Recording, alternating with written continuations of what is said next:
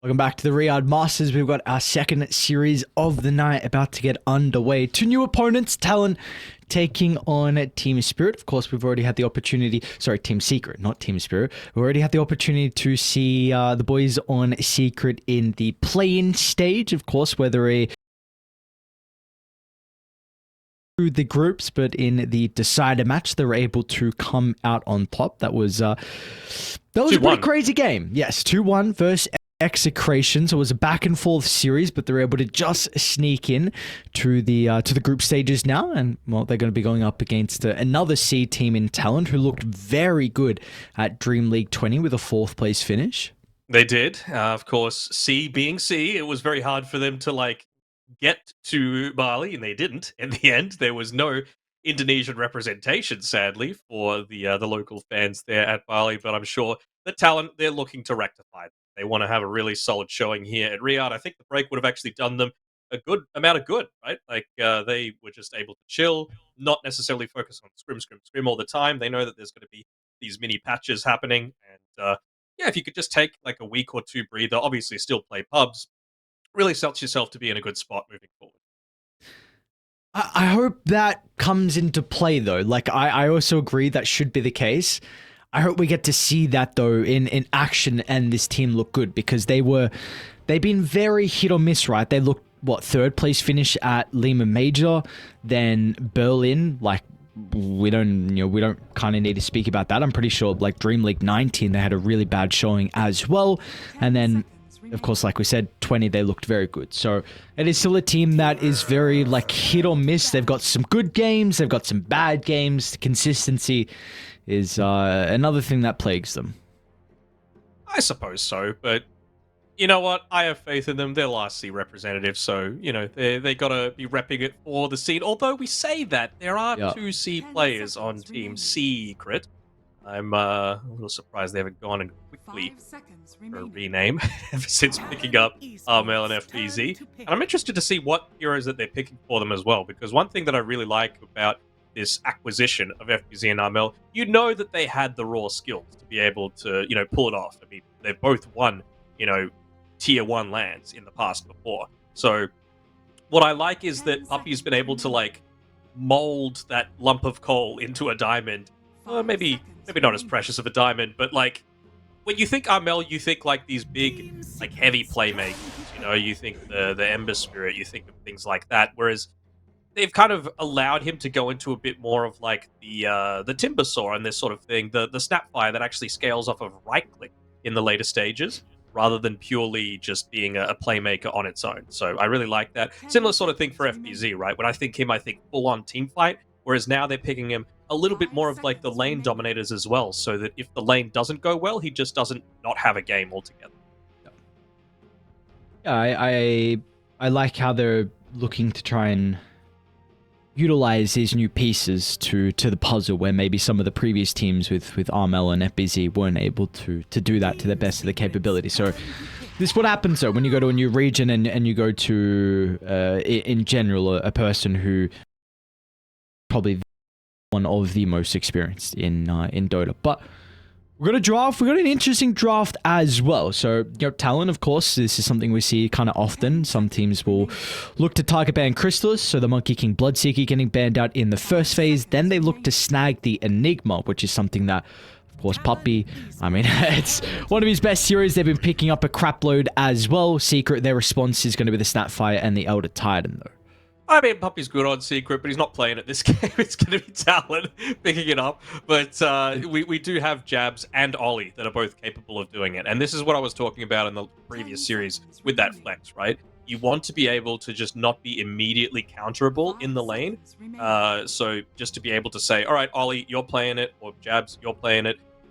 That is so invaluable because it's such a good hero at basically every stage of the game. And if you're playing it as a 5, you're much more of that that pusher. The way that I really see Talon looking to play this game is playing that style where the 5 pushes, whether it be with an Enchantress, an Enigma, a Chen, whatever it might be, and then queues off as a Bat Rider, farming the other side of the map. And then if you're allowed to, 23 Savage, he's one of the few people that is actually still picking the Medusa. Secret have banned it this game, but if you give enough space for that man to farm, Medusa is still as strong as ever. It's just that the early game timings of like 2-item Medusa is weakened because it's probably like a minute or two slower now. TALON Esports turn to Timber Saw. All right. Yeah, I like this too. Jabs can play Timber, so can Mikoto. Doesn't reveal too much. Of course, a very strong hero that they're able to pick up the 8th and not reveal too many of their cards. I do still want to speak a little bit more about the first phase. What do we make as like an Elder Titan in response to the Enigma, if it is going to be like a, if it's going to be Jabs playing the Enigma and then of course Puppy ET? Is this like a decent way to be able to counteract some of the strengths of the Enigma in the lane? Again, you don't know where the Enigma's playing, right? So I think they just wanted what they feel is a good overall hero to set up for a hero like the Snapfire, whether it be being played as a core or a support, because both Armel and Yamich play the Snapfire as well. So they've got their own level of flex. I doubt that it's going to be like a Yamich Elder Titan coming through here, but if the Elder Titan is laning into the Enigma, it's just multiple units, right? Whether they be Eidolons that have split or not, you're still able to deal with them. And I feel like everyone's just trying to exploit that that twin gate. Do we call it a bug or do we call it a feature where you could just send the Astral Spirit through it and just be incredibly strong, get so many denies and so much harass in the laning phase? Is it a bug? Can't other things go through? Why can't anything that moves can go through? But like, so is it a unit though? That's the thing. It's not really a unit. It's like part of the unit. I don't know. I feel like I don't know. I feel like it's fine that it can go through. Mm-hmm. All right, I want to ask you another question, not related to the draft, but really quick. You mentioned that Puppy is like one of the GOATs of all time. I would have him in my top 5 easily, but I'm going to reduce that to top 4. Give me your top 4, your Mount Rushmore of Dota. Who do you think's on there? Okay. This Puppy guy is 1. Yeah, Puppy guy's 1. I mean, can I just... I mean, you win 2 TIs. I don't know. Can I put all of OG on that list? No, you can't. Yeah, I'll just do No Tail. I would like to consider Zhao 8. Mm-hmm. He's in consideration. I think Miracle's in consideration. Mm-hmm. So just for... Let's just say them, but I would like to continue with this, but I don't want to take too long on coming up with suggestions. It's a slow draft. It's fine. Like, they're going through the bands. That's the only reason I'm asking this sort of thing. I would agree with that also. To me, I kind of like lump No Tail and Seb as 1. You know, they both count as 1. I mean, they are. Like, the thing with Seb is he has the longevity over No Tail, but he was a coach for half of it. But he still won those TIs together, and he was like that moral fiber going through the team. Whereas No Tail, he came from Hon, he went through this big journey, wasn't really just part of like one team for the entire time. He had a lot of struggles, and it was really when they came together they were really strong. The one other name I want to throw out there for you is AUI. I think he is easily in contention to be a top 5 GOAT. TI as a player, TI as a coach, across 2 different regions. He's great as an analyst as well, so the man is good. And apparently can still stand in and come... Will they come? Third place? Yeah. At a major, so... And make up some nerdy new exploits with the Visage familiars. Dude, if anyone's going to be able to do it, it's AUI. Mm-hmm. All right, here we go. Bans are done. So one thing I want to raise about Secret is the way that I think that they like to play, just personally, is you need to, if you're going to beat Secret, you need to like ban or block pick the good laning heroes that Secret are comfortable with in lane. So those are heroes like, well, I thought they were heroes like the CM Chen and the Enchantress are what Secret were going to go for their main thing. So I think the fact that they've just now enabled their cause to have a much stronger lane by banning out these strong laners like the Clockwork, the Enchantress, the Undying, you could even throw the Broodmother in there. They're basically just saying, look, we just want our cause to have as easy a time as possible, at least the side lane cause, right? Obviously, the Enigma is going to make one of those side lanes a little bit more challenging, just with the lanes pushing back. But there we see the CM as well, right? It's just one of those lane dominators. It's actually Yamich that plays this more than Puppy as well. So now you've kind of got responses to the Eidolons in both of the side lanes. I know the Eidolons still have a bit of magic resistance, but early on, the Crystal Nova can do a good amount of work. And you're already looking... Confirms that Snap's mid now, though, right? They've given up that flex. Yeah, I suppose FBZ can play, but yeah, I think more than likely it would be Armel picking up the Snap 5. This is an interesting pick, though. Yes! I will quote you what I've written down in my notes. Okay, let's I let's really see. want to see Q play Tiny. Please, he's so good on it. So, Alright, there you go. I'm so happy now. So this basically not confirms, but Tiny Enigma is still just as strong as it used to be. Like, this is a irresistible lane to have to go into, and maybe they're just feeling that, you know what, against this Snapfire, we feel like Timbersaw is going to have a fine enough time and a decent amount of kill threat as well if they are able to pick up a hero for Ollie, let's say, that's able to make sort of rotations and hold him in place. So I'm not sure if you want to go something like a Chen just because you're probably against a Crystal Maiden in lane, and it's just more food for the Astral Spirit as well to really be powered up when you eventually try and push. So the real question is, what do you go now? Is it going to be something like a Spirit Break play, a Lich, or something along those lines? Lich could be interesting against the ET and the Snapfire. I think there's a lot of value with the Lich getting picked up for Talon. As a hero, I'm quite surprised has fallen out of popularity. Maybe it's with the Nullifier trend, but yeah, I don't know. But we're going to see Talon, they'll pick up a Templar Assassin, so this also continues to flex. Makoto and 23 Savage have Nor's playing it a little bit more recently, and he's getting a lot of value out of it for sure. I wonder if they're trying to bait like a Morphling pick coming through here, because Morphling against both TA and Timber feels incredibly solid. And, you know, this is the period of the draft that you want to be picking it up. It's actually one of the heroes that Crystal is a little bit more of in recent times as well. What else could you potentially consider? Like, I don't know if you can go Muerta, although you have to be able to clear out Eidolons. You could Razor, I think. Yeah. Possible. Okay. I thought they were going to keep a little bit of flex with their snap, but I don't think FBZ's played it in like the past 2 months. Okay, sure. So now you pick up a hero that we're seeing a lot at the moment with the Darkseer. Especially against the TA. Yeah, but yeah, especially against the Templar Assassin. So I mean, what is the flex potential now? You can put the tier mid, so you can put the tier safe lane, run Tiny Enigma, look for like a 5 that has a Dispel, Enchantress already banned out. Maybe there could be consideration about Oracle getting banned out as well. You could still run the Enigma as a 5, like, as an absolute, like, worst case scenario, but I'm in agreement with you. I think you do just want to have some sort of way to offensively dispel. They've already taken away the Enchantress, so both against the Darkseer and the Elder Titan, that would be amazing to be able to have that offensive dispel. Could they even consider going like I doubt you can Brewmaster with a Tiny pairing. Doesn't feel that great. I mean, Ollie's from China region, and they do not hate a Brew 5. So, true. I mean, he's Malaysian, even though he played a lot in the China region. I mean, sure. I mean, you know what I mean, though. Yeah. They also love their Death Prophet, which I want to see more of. More DP. Yeah. Good hero. So let's see. They currently feel like the Invoker? Support Invoker.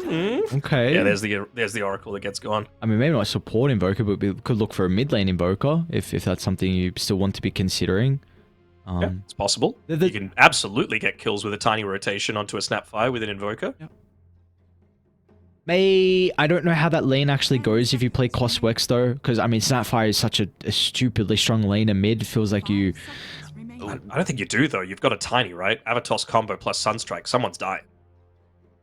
I just mean in the lane on like Snap Invoker. I don't like besides rotations and stuff like that. I think Invoker would be fine. Oh, okay. I love to see this out of Talon. So who is playing this? Is this going to be a 5 Pudge? Surely. Is it going to be Q playing it and then they put Ollie on? Q has to play. Ozzy? Q Tiny, I mean. That's what I'm talking about. Oh, I thought you meant the Pudge. All I know is we need a Chrysalis hero, and we need probably a melee hero to pair with the Darkseer. Do you not need the Pudge? The Razor? I feel like the Razor's just as good now. Chuck Lifestealer out real quick as well. Yeah. No. Okay. Alright, so it is going to be the 23 Savage Pudge. 23. Okay. Let's go Cabbage. I want to see it come on through. I mean, they really just didn't want this Pudge laning into the the TA laning into the Darkseer is the way that I feel about it. And you can have a totally fine time against the Snapfire. You get to see the cute Tiny. Let's go. And it is that Ollie Enigma. But it's so interesting. Like, we have a lot of timings in this game where I think the Pudge matchup versus the Terrorblade can be very Pudge favored early on. But late game can be very no good for the Pudge once the items start to be picked up, like Scardy. Any high right click damage, considering Pudge has low armor, is always a concern. How do you look to play the lane setup as well for Secret? Do you try and run the double melee with the ET Darkseer? Because then if you do that, Terrorblade and Crystal Maiden, like, there's a lot of kill threat there. I think we're in store for quite an interesting game. Yeah, me too. I'm the Dota fan in me is favoring. I want to still be playing the Morphling, but he's been picking up Meepo and he's been picking up the occasional Pudge on 23 Savage. So the man's an entertainer, and I'm here for it. I want to see how this Pudge Enigma pairing goes, because if you saw that in the pub, your finger would be hovering over that report button pretty damn quickly. So we'll see if they're able to pull it off. This is Pro Dota after all, and this is the first series of the group stage for both Talon and Secret. Yes, that it is indeed. On the break, I was watching Extreme play against Quest, I think it was, and JT was playing the Pudge, of course, as a position 3. I'm not sure if anyone else so far at the Riyadh Masters has attempted the Pudge, and even as a core anyway. So it's going to be exciting to see how the hero really shapes up as a whole, because, again, like we said, this Pudge vs Terrorblade matchup, it could be fine, but it can even go back and forth. Like, once you get level 25, some of your talents can actually be pretty decent versus the Terrorblade. So I'm very excited to see how this game overall is going to shape up with Talon up against Secret. You think we're going to get to that late into the game? I don't. I think if Talon have things their way, they're going to try and end this one as quickly as possible. They know the threat that a late game mid Snapfire is going to provide. They know the threat that a late game Darkseer provides. ET only gets stronger and stronger. And you mentioned before, the Terrorblade with a bunch of those items is just going to be able to absolutely rip through the Pudge when he's at this stage where he doesn't have that much armor. And I'm actually having a look over at Savage's quickbuy right now, and he's already queued up a Blade Mail for himself. So he clearly realizes that he is going to be the one that a lot of these fights revolve around. So I would say no. Oh, look. Okay, there's a lot of things. I think late game, like Enigma, I guess it's a 5 Enigma though, so how many items you're going to get. But you always first need to look at, do you have a way to go through BKB Black Hole? And they do not on Secret. So that's one thing, but again, it's a 5 Enigma. I feel only like... Earth Splitter, right? Sure. Only Earth Splitter. Yeah, I mean, that is something. I feel like Talon's mid-game looks much easier to play than Secret's. You've even brought up, you feel like Snapfire is super weak from level 13 to 19. Your mid-games feels very difficult to play. And you don't really have any other playmakers as well on Secret. Like, who do you pair the Darkseer with? Like, early on, sure. As soon as the lane dissolves, you can have Darkseer with ET and Crystal Maiden. That's a lot of damage with those 3 heroes. But I'm really talking about 20 minutes in, when Talon have Aegis, 3 items on TA, when you've got a Blink on Tiny. How do you play the game on Secret then? It's very reactionary. It is. They need to farm on Secret, and they need to try and crush these lanes, because if they don't, then, like you said, Talon are going to reach this period where they're just going to be ready to run at them, just with 1 or 2 items. So, yeah, I'm interested to see what the overall way that they're going to go about this one is. You can already see Ollie, they're primed for kills in this bottom lane. Hook's leveled up, you've got the Malefice leveled up instead of going for the Demonic Conversion, so they're just trying to get them in a position to be able to hook underneath the tower if possible. Waves pushing in, so is a distinct possibility. And do we like this current lane setup as well with... we kind of brought it up in the draft, how they do it on Secret with the Elder Titan being top and then the Crystal Maiden being bottom. Oh, just off the mark. A little bit of a hesitation there from Savage. Yeah, I think it's fine. Again, Yamich is the one that plays the Crystal Maiden. But it's really been a Yamich go past month or two. Yeah, but So against the Eidolons is fine. It's fine. Puppey can play the ET, but it's like he can play it in the other lane, right? So I think it's fine against the Eidolons that are eventually going to be coming. sure, okay. This time the hook's on the mark. FBZ eats a blood grenade as well. Yamich will chuck his own blood grenade out, so Talon... Actually, Ollie might be in some danger, Yamich. Still over in 2.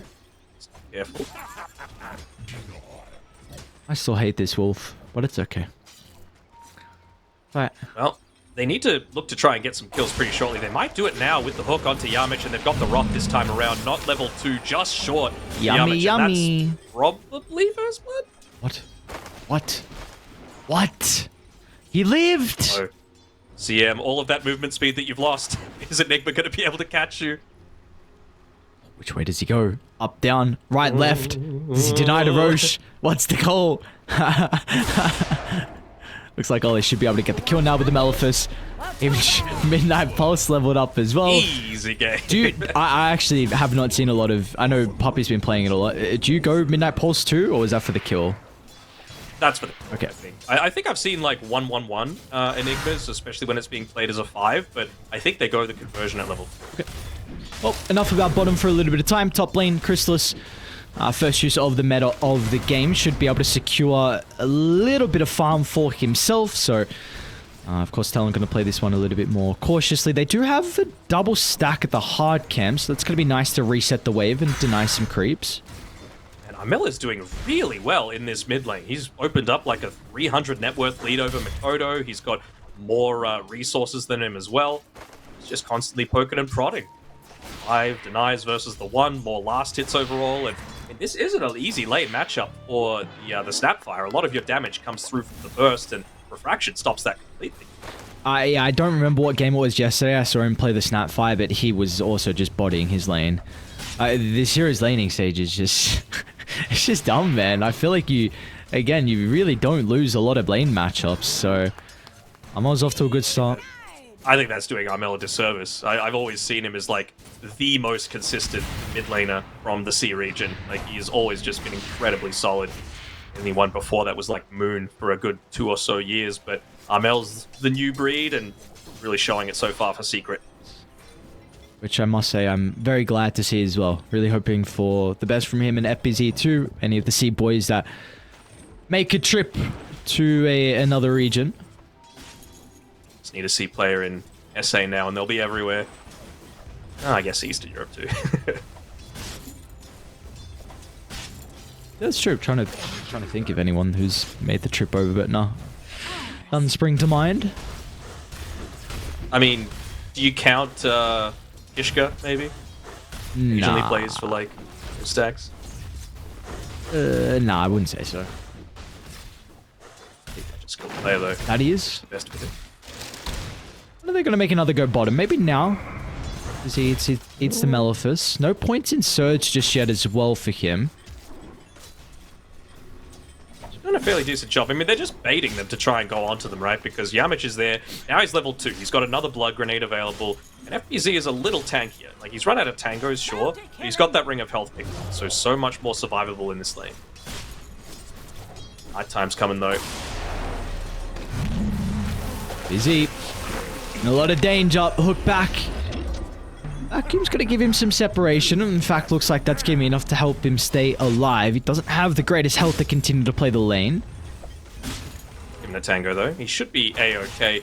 The issue more for mine is the mana. And yeah, that's why he needs to go all the way back to base. Luckily, he gets level 4, so he's got that surge available. But you're honestly in a position now where... maybe not against the Pudge, but against Ollie, you potentially look to get a kill. It's actually him that's looking to make a play up towards this top side. Instant reaction with the TP from Yamich. He's going to be able to mirror this. Pretty nice combo out of Q, but Puppey with all the astral damage, plus 118. He can start to beat onto Jabs, and it should be a double kill for Secret. Astral has expired. Is it going to be enough damage? So from Puppey, Jabs might look for the deny. Ooh, he's too taken to get the deny. It's not going to matter. Chains over the top. It should be okay in the end. It's going to be a long trip back to base, though, for Jabs. It is. I mean, at least you've got a Tiny, though, right? One of the better heroes is actually Ollie ends up getting a solo kill. up on the top side twice now that he's 1v1 Yamage down. And yeah, I was just saying, Tiny, one of the better heroes to leave solo. You know, just a hero that gets so much out of those early levels. You know that there's no Metamorphosis available as well for Crystallis, so he should be very happy to just pick up a couple of these free creep kills on his own. Nice hook, Savage. Didn't need the Malefice this time to be able to set up for the hook, and FBZ tries to escape with the surge. A little bit more damage required. Once again, they're not going to be able to find the kill, but FBZ is getting nothing out of this bottom lane. Could play the Vanguard if he wants to, and yeah, he does have that coming out to him now. Well, he might solo kill him too. Might even be able to kill the Vanguard. I don't think so, not quite. And, well, quick fingers on FBZ. Is that he's the one able to get it, but will Ollie get the kill? Oh, that Vanguard, dude. No way. Oh, what a timing with the Vanguard. Right, you just can't predict that one's coming, right? He would have been focused on the rune and really just not quite seeing that they had that extra layer of survivability for him there. Arm health. Yeah. Great time in this mid lane. Up to level 7 now and potentially looking to get a kill onto Savage. Oh, alright, why not? Drop the artillery down. That is an easy first use of the ultimate. Armel gets his second kill of the game as well. This is going to be a very early ATOS. And okay, so something that we actually saw in the play-ins was the ET and the stat fight together that we even brought up, like ATOS is a very good pairing for the Elder Titan, a great way to set up for the Echo Stomp. So I was a little bit concerned of Secrets, maybe like a mid-game on how they're going to be able to take fights. You know, potentially like that ATOS into the combo could be ways to get pickoffs across the map. So we'll see if they're going to be able to use that on Secret. Yeah, for sure. I mean, the big concern for mine still is you have to secure kills off the back of that, right? Because if you're not, you're wasting so much time, you're not gaining those levels that are so valuable for a Snapfire. You have to take every opportunity that you can to just, like, nuke a creep wave while also still having the mana. It's this very delicate tightrope to have to, like, be walking constantly. There's 3 heroes either side around mid. The kisses are on cooldown, so maybe they feel a little bit stronger. Meanwhile, they're even setting up bottom as well with the Dismember ready on Savage. I do want to speak about the Enigma's item build, because through the draft, I thought it was going to have a lot of value with this being an offlane Enigma going pipe, considering Secret have a lot of magic damage, but does that kind of change the things as a 5 Enigma though? Because Ollie currently has a Blink Cuter. Would you kind of like a pipe to be built in there somewhere? Do you even feel like it's needed? I think a pipe's alright, honestly, for them this game, but maybe they just feel like they really want to be playing aggressive, and Pudge isn't at the period where he wants to get this early Blink Dagger, right? That's going to stifle his own net worth growth. So he would much rather go into that early Blade Mail, that early Aghanim Scepter, and just rely on someone else for a bit of an easier setup. It doesn't even need to be a Blink Black Hole, right? It could just be a Blink Malefice, and then you're able to get a bit of an easier hook off. Okay. What is the, what's the item build been on lately? I hold that thought. FBZ might get wrapped around Q.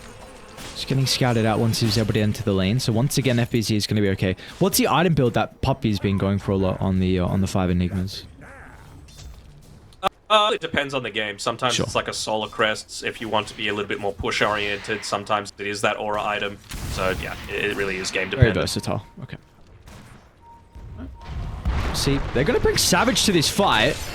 Very early rotation out of the Pudge, but they see the value on trying to shut down Armel's Snapfire, and why would you blame him with the start that he's had? It's ATOS completed after the death. They want to try and take away the regen, which they'll be able to do so. Makoto should be able to catch up to Poppy, though. The grenade's going to make him work for it. Q might even get a +1 if Yamich isn't cautious. Looks like Chavs almost snipes it. Yeah. For the attempt. And whenever you say FBZ, I always look over on the Talon side, just because I'm so used to seeing him in SEA. But, yeah, the man's doing a good amount of work for himself. He's going to need to come back a bit in this game because they were really caught off guard by this Pudge in the latter stages of the draft. Luckily enough, he's had a bunch of stacks built up for him with that Vanguard. Should be able to claim it. Start the build towards... What's he going for? Lotus Orb, you reckon? For the Darkseid, sorry? Yeah. I actually don't know. I don't know if you go Lotus this early. Pipe doesn't really have... it's got a little bit of value. You need it against the Dismember and the Malefice that they're using to set up for so many kills, though, is the thing, right? Did you go for it now, though, is the question? I think again, this isn't a lineup that can really make plays, right? So better to Be reactionary. get a little bit more survivability and be reactionary, yeah. Okay. Well, at the moment, at least, you know, the name we haven't said in a while, Crystal, so it's going to be pushed a little bit further back into the jungle. I do hear an ATOS into Kisses, though. Armel going to be able to get a solo kill onto Ollie. Alright. It's done by him. That mid lane is taking a bit of a beating as well with these siege creeps. So you've already lost tier 1 top. They'll even get another right click off Kelly to deny the tower as well. Do they want to keep this? Is the other question. Can't with Photo just get a free last hit, which they do. Okay. Money. That's the haste as well. So, I mean, this is around the time they should just be thinking for about 3 minutes from now on Talon, right? Like, how close are you to the Blink Dagger? Yeah, like 400 gold on Q's Blink Dagger. You should absolutely have that by the 15-minute mark. And that's when Roshan's going to go top. You've already taken the tier 1 tower up there. You've got a Blightstone as well, picked up for yourself. Timbersaw, very capable of taking Roche as well. So I can absolutely see them looking to make a play around that area for now. So maybe just move down bottom for now. And look to take away the tier 1 tower, reduce the amount of space that they've got to be able to pick up farm with this much until like the, say, 30-minute mark of this game for Secret. See if they can get there, though, Secret. Do have some ultimates to work with, and that still is the biggest strength for them, you could say. So how are they going to be able to use them together? Lineup that relies on 5v5s. Don't get to that stage, it could be a bit of a concern. This is an interesting build, though. 23 Savage going for the Blade Mail. I don't know if this is a core build now on Pudge, because again, JT went for the exact same build as an off-lane Pudge, Vanguard Blade Mail into the Scepter. There is a little bit of value with it this game overall, like bonus armor, very important versus the Terror Blade. Snapfire too, and a little bit of uncontrollable damage, so I don't know if it's just game dependent or if it is kind of the build that we're getting out of Pudges now. Yeah, I mean, you get, what is it, 15 armor off the back of your level 10 talent plus Blade Mail plus Phase Boots. I think it gives you a lot of value there as he goes for another hook, but just off the mark against FBZ. You also have the potential of just being tossed into the middle of a team fight by Q. And then you can just pop the Blade Mail and deal a crap ton of damage. Picking a Q, Blink delivered. What a time as well. Secret looking to try and make their own play. Same time as Makoto's gets delivered as well. It's actually just coming in on the Korean now. Some trouble. Dude, that's so much hate. Kisses along with the wall just for measly old Oli. They're going to try on Savage as well. I don't think you're going to be able to kill this man. And look at the rebuttal out of Talon. Q tries to jump in, and they're just going to beeline for Armel. He'll try and TP it, but the Avalanche, it's back up. Instantly stops it short. And up is the next one they want to chase down as well. Another round of the spells for Jabs. And FBZ is going to be pretty cautious of his own position because he sticks around for a little bit too long. They will try and hunt him down as well. At least they're able to retain that Wisdom Rune. But it is going to be that tier 1 tower going down. Honestly, a move that it didn't really feel like they had to make. You know, they commit so much for this kill onto just an Enigma. Sure, they get it, but they end up losing 3 and a tower, and it's right before that 15-minute mark where Roche is going to go top. So I wonder what the next plan of action is. Just looking to set up a little bit of vision around the Ancient stacks to see where perhaps a lot of people are looking to farm. They got a body block, a couple of them as well. And now they're going to go straight for that smoke. Maybe roam up towards the top side, pick up someone on the way, and just secure Roche for themselves, I feel. Well, to get caught out here, do they have any vision? Oh, they place one down just as he's left. A small camp there. So might be able to land it. So we've spoken a lot about... I'll actually hold that. I think they might try and portal through the top. This could be a very interesting play from Secret. They will be ahead of Talon before they get set up for Roche. Have they got any wards to place though? Poppy's got 2. They've got one kind of inside the jungle as well, just covering the area around the Watcher to the south side of the outpost. So can they kill him? Caught a brief glimpse. Chrysalis is coming over. Metas at the ready. The rest of Radiant are relatively nearby, but Jabs might not be taking enough to survive through it. Blink is getting delivered on Ollie. They've got to be cautious about the potential black hole. Not if they just blow him up before the fight. 23 Savage gonna try and make amends, but now he is isolated. Tries to TP out any stuns, all the damage, that'll do the trick. But they don't have enough, but finally though, Secret. They bite back a little bit. They get 2 big kills. It just comes to the life of Puppy's Elder Titan. It is, but I gotta sound like a Talon fanboy. They had to pop so much. Every single ultimate except for ETs, and they're even gonna get Armel off the back of this as well with that double damage picked up. And now they have no ultimate. They have no meta, they have no freezing field, they have no wall, they have no kisses, they have no snapfire, and Roshan is still top. So you basically use nothing on Talon for that previous fight, not even a BKB. Have it, that certainly helps, but yeah, this just feels like a free top side of the map for the next minute or so. Nolly, I don't believe... maybe they scouted out this blink. I'm not sure if he passed under a ward, but... he died before it was delivered previously, so he's ready to just drop this black hole onto a solo core. They'd be happy with that. Who's going to lead the charge? Trying to give them the information they need. They've got to be cautious because there Ollie goes. It's stopped nice short puppy. pretty It might be enough to turn around with a vacuum out from FBZ as well. It's going to be up to Armel to start to pump in the remaining damage. But meanwhile, look at Savage with the wraparound Lance Hook. Drags back FBZ, but no one else is there to follow up. FBZ is going to be okay for the moment, but it's an all-out retreat from Secret. And Armel... no, there is no retreat for my brother. This Snapfire has nowhere to go. Runs out to the left, but Makoto jumps over the top, and what was looking like an okay start in the end, Talon still bite back. Seem to think that they've got Vision up there, but the only one with Vision at that point is Talon. Uppy's just perfectly on point with that Echo Stomp. They're going to be able to take maybe this tier 2 tower. I mean, got some of those ultimates coming off cooldown now. Wall of Replica back available. Snapfire almost level 12. Would love to have that before you take this next team fight. Force them to have to make a bit more of a defensive play. And I don't know if they're going to be able to take Roshan now off the back of this. So they got a minute and a half left on the top side. Odo's only about 300 gold away from his Desolator though. Maybe just waiting for that.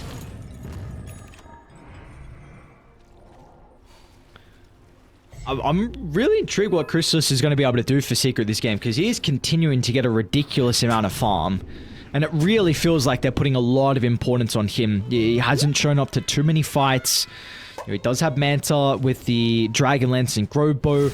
I think Skardy's really is going to be his ultimate timing, at least anytime soon. But I want to see a Skardy Daedalus. Like, that's the thing. Like, you just need to rip through with damage, because no one's going to have it on your team outside of ultimates until that snap is 20. okay. Savage, he might be in a bit of danger already at half HP. He's got the boys. They're ready to go. Can they cancel the kisses, though? That's the all important thing. They'll do it a little bit too late. And now here comes Chrysalis as well. Teep is into the outpost. They're already looking for some extra kills. And they hunt down Makoto, though, at BZ.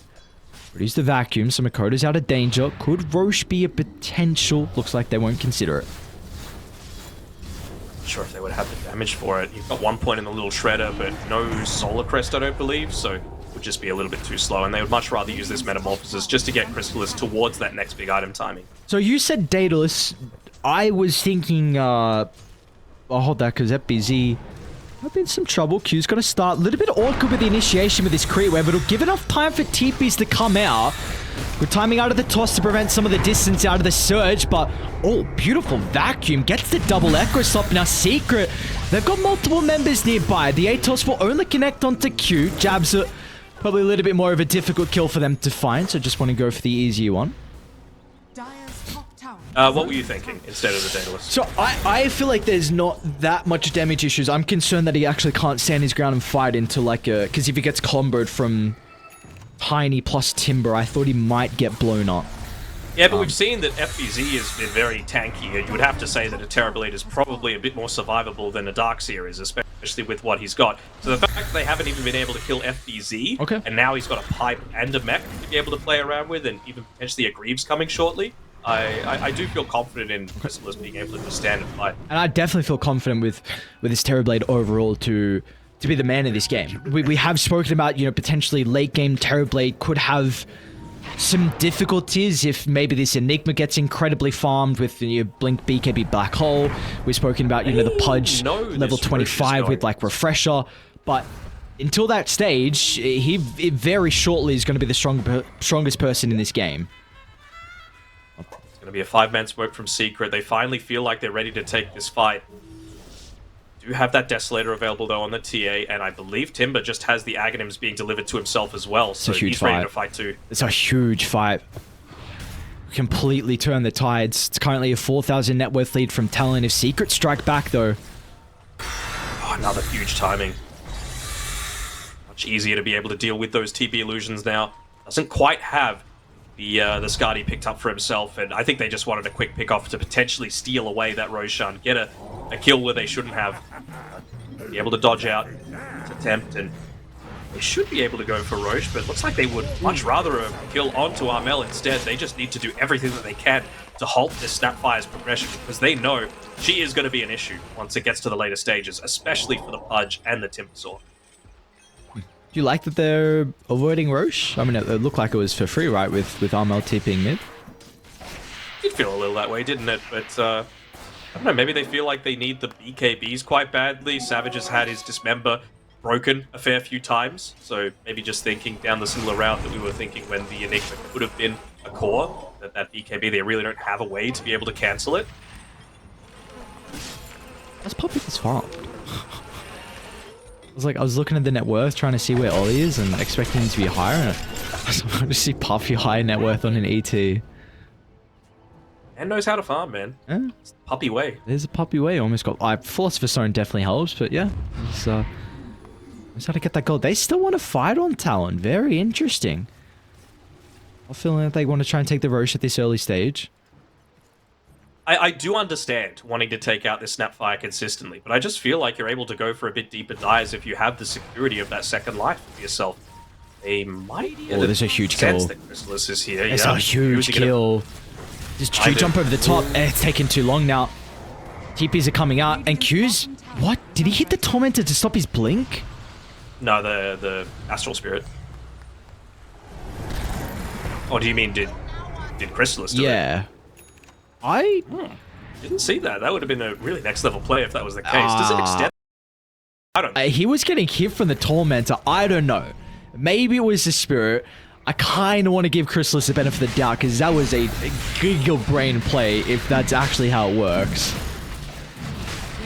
It absolutely is how it works. I just didn't see if it did happen. Alright, Roche will go down, so Talon now feel like it's a stage for them to be able to take it. Lane's in a good enough position. And of course, they'll get it for free. So Makoto's got that second life to work with. We'll see what they want to do with the Aegis, though. Are there any concerns that, like, they have limited ways to be able to deal with, like, the split push coming out from the Terrorblade that could just stall out this Aegis advantage? I don't think so. I really think that they've got heroes that can deal with the TP illusions, right? Like, even Tiny, honestly, an Abatos combo is going to be able to rip those apart. He almost has the Skadi picked up with Chrysalis, so that's going to do him a big amount of good. He's also gone for the health talent as well. It really just is about being able to stand and man fight, and he's actually going into a Silver Edge after this. This is fine for me, right? Going to be able to get through that Timbersaw nice and quick. And the Pudger as well, right? And also kind of does a little bit what you're asking for. Gives you damage. Helps a bit with your positioning, which is probably one thing he's a bit cautious of. So, yeah, I like it all from Chrysalis. We'll see. You still is going to need to take a little bit of time to get there, considering some of his other cores are falling behind. Like, you know, FBZ and Armel. Like, a couple of successful fights, they will catch back up. But... they've been behind for a while, well, FBZ in particular, but the important thing is they're getting levels, right? And we know that the Darkseer late game is something to be feared. He's gone full-on utility, gone for the Halberd next as a response to this TA.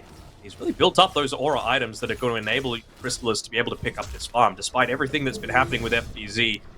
Hasn't died so far this game, so, you know, man's keeping out on the map, higher level than his own Terrorblade. Yeah, well done. I just saw Q pick up the 4-staff. Wanted to ask you if you feel like a Halberd could be something that he could be considering going up against the Snapfire and the Terrorblade. It is definitely more expensive than some of the current items, but do you see any value in that? Oh, absolutely. I think it'd be value. I just don't think he feels like they need it yet, because they know that Secret aren't quite ready to fight. So a lot of the damage that has been coming out has, again, been from these ultimates as opposed to Rifles. So it really just is a case of, you know what, he'll get it, but probably around the time that Snapfire is going to get up to that level 20. Also, what a neutral item for him. Gossamer Cape. I really just even, I mean, the 20+ movement speed is huge for him. He went back for the for the phase boot, so it will be very easy for him to get himself in a position to find that blink and toss back, which is always something that Secret need to fear. You see how hesitant they're positioning as well. Yeah, but speaking of Gossamer Cape, can Mr. Observer, can we please have a look at all of the neutral items coming through? Because it is Gossamer Cape City for Secret whenever you're coming up against a TA. I'm glad that people caught on to this so quickly, just because it really does prevent that big explosion of damage that you're able to get. It might need to be like the... when Q goes in, he needs to make sure he lands a right-click in that Avatos combo rather than just immediately try and throw the tree, so that when Makoto blinks in, you're actually able to confirm the kill. Are we concerned that Talon are not getting enough out of this Aegis? Because I'm continuing to see Chrysalis pick up his net worth, and I'm very concerned on what this Terrorblade's going to do to Talon. I think they could still deal with him. I mean, they've taken out 2 tier 2 towers. Mid is half HP. I think you're fine enough just to take away all potential for them to just much more freely roam around the map. Like, yes, Chrysalis is going to be an issue, but right now Talon have, like, or potentially even 5 heroes that are issues for him to have to deal with. To be able to get away from this smoke as well. Just group up together as much as possible. They feel like they're ready to go, perhaps.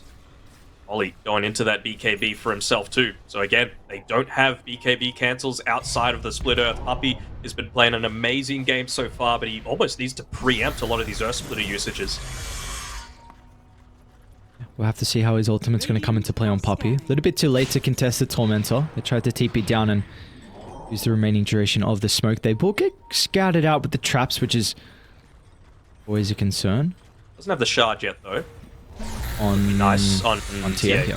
Would be nice to cancel the Mortimer's Kisses. Oh, and no, the they've got a deep lane ward. I mean, it's going to be a huge pickoff. They've been waiting for this opportunity of someone to step a little bit too far over, and finally they'll get that. But Armel, he sidestepped the hook, and now they're in a lot of trouble because Chrysalis, he can freely start the right click. He doesn't see the greatest opportunity there. Savage and Jabs are putting themselves on the front line, and these are two incredibly tanky heroes, so they'll shrug off this initial attempt.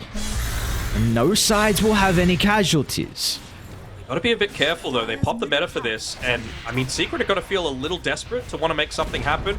Talon still gets that last tier 2 tower as the Aegis has about 10 seconds left on it, and honestly, even without the Aegis, they might feel confident to be able to go for this kill. Gotta find FBZ as well, he's run out of mana. Like he's about to run out of health as well. Is he tanky enough? Alright, he's alive, still not dead. 4 second cooldown, man. It's nuts.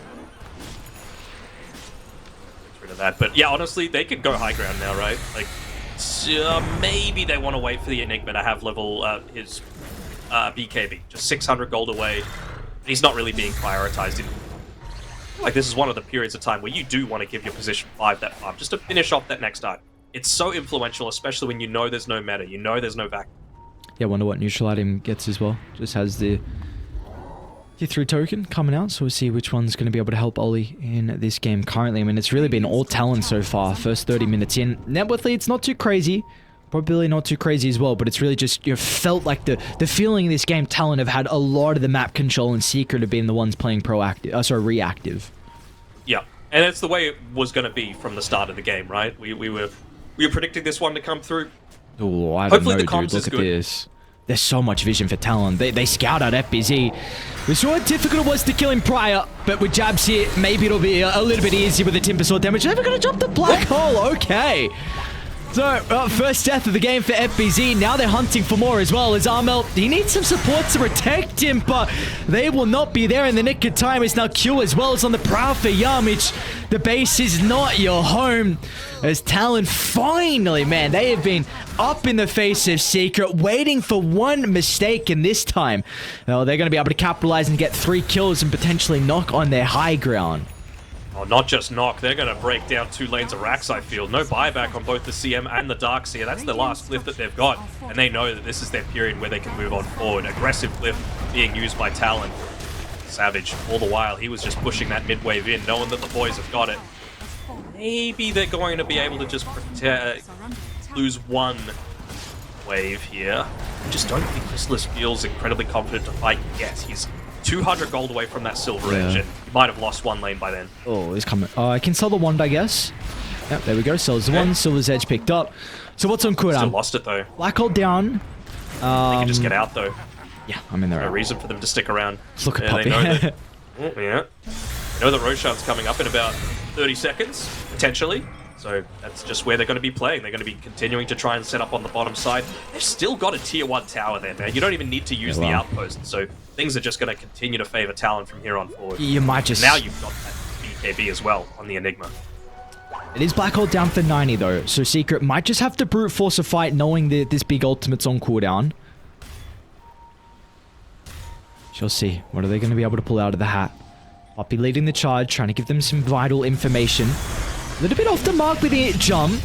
23 Savage still going to commit the dismember as well. Poppy's pretty survivable as FBZ tries to drop the wall as well, but the damage, it's kind of messy. Secret splitting their attention. They're kiting Chrysalis incredibly well. Inside the river they go, and Secret, they just haven't been able to lock any members down to enable. Chrysalis finally is trying to stand his ground around the Secret shop, but he doesn't have any remaining casts to protect him. Sunday's out, but it does not matter.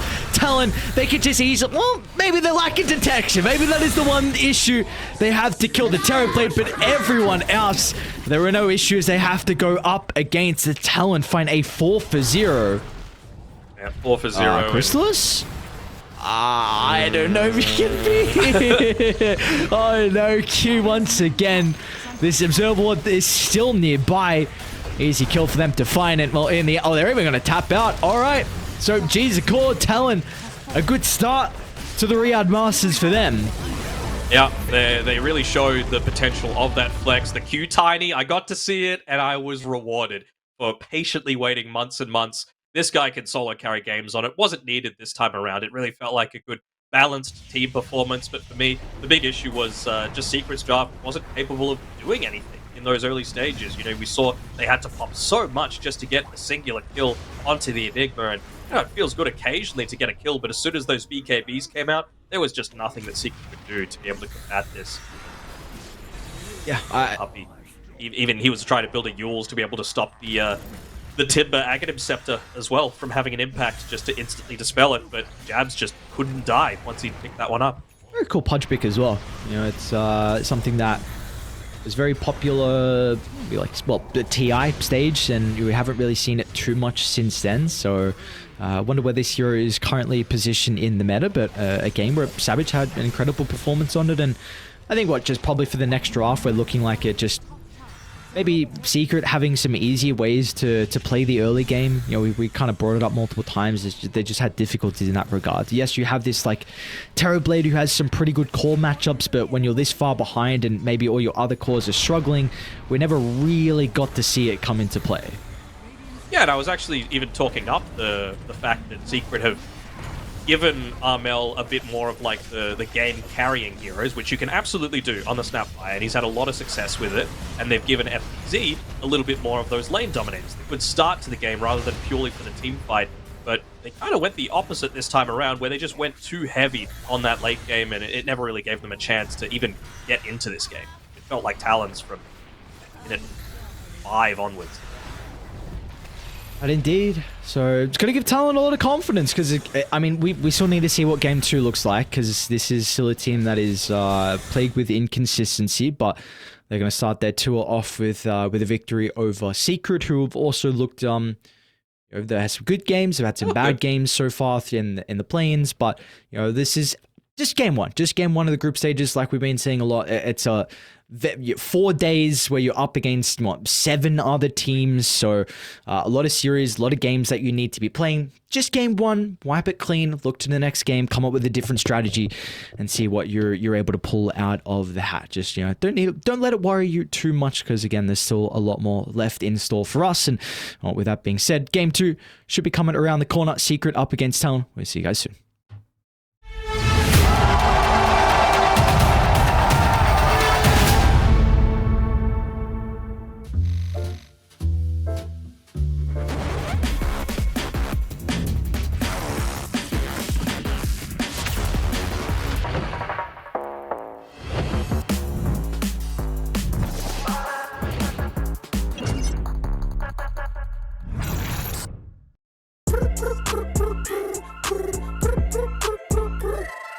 حتاكل انت تشبع وانت مستمتع وتلاقي الوجبة جاية على الأصول. واو يجيك العيش هش طالع من الأوفن والدجاج يقرمش just the way I love it. وتسوي كده وتسوي كده وتسوي كده مع الحشمة وانت تبغى راب خفيف اجيب تويستر. انا اجيب لي وجبة الزنجر بس كله يجيب اكسترا تشيز على الكرانشي تشيكن في السنتر. حطلب باكت حطلب زنجر حطلب مايتي حطلب تويستر. جيب له باكت جيب له زنجر جيب له الاصلي جيب له تويستر. delicious yeah.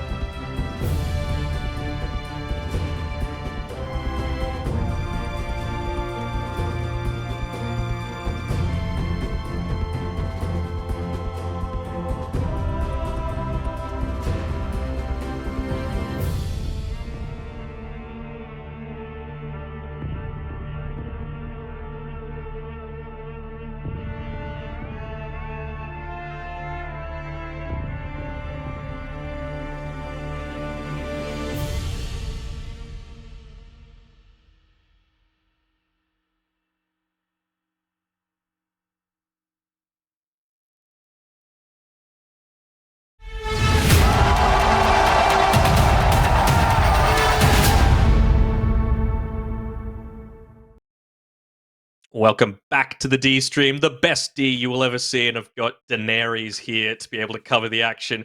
And it's once again we're going to be continuing the C brawl a little bit.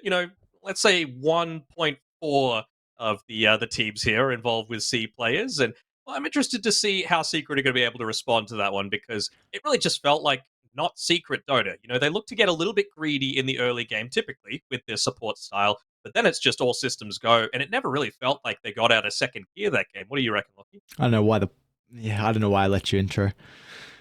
I have no idea what else you said, but Seniority, the start. That's why. Seniority. I just heard the start, and everything else just went out the window. So repeat the last little bit, the question you asked me. How are they going to play faster past like 10 minutes? Just draft heroes that make you...